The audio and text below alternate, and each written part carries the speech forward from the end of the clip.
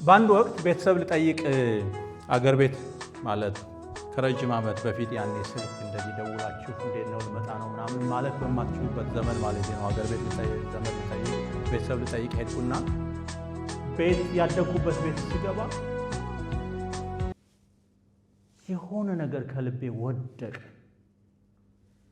ማለት የሆነ ከባድ ድባብ ተሰማኝና የታፈንኩ ያህል ነው የተሰማኝ። ጨነቀኝ። መቀመጥና መረጋጋት አልቻልኩምና ቤቱ አፉን ከፍቶ የሚውጠኝ መሰለኝ። በኋላ ግን ገባኝ፣ ለምን እንደተጨነቁ ገባኝ። በዛ ቤት ውስጥ የምጠብቀው አንድ ሰው በጣም ማለት ለማየት የምጓጓው አንድ ሰው በዛ ቤት ውስጥ አልነበረም። ቤተሰብ በሙሉ አለ፣ እናቴ ግን አልነበረችም በመካከል። ደነገጥኩ። የሆነ ነገር ሆና ነው ብዬ አሰብኩ።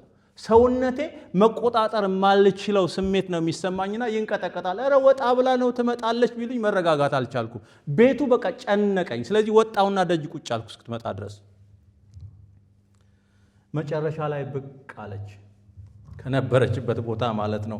መቼ ምን ሊሆን እንደሚችል አስቡት። ባየዋት ጊዜ ሮጥኩና በቃ ለቅሷችን ሁለታችንም አቀለጥ ነው ተቃቅፈን። እሷ ስትመጣ እሷ ወደ ቤት ስትገባ ቤቱ ቤት መሰለ። ቤት ሸተተ። መተንፈስ ቻልኩኝ። በቃ ረፍት ተሰማ። የሆነ ነገር ከላይ ላይ ተንከባለለ እና ቤቱ እኮ ያው ማቀው ቤት ነው። ግድግዳው ጣሪያው አልተለወጠም።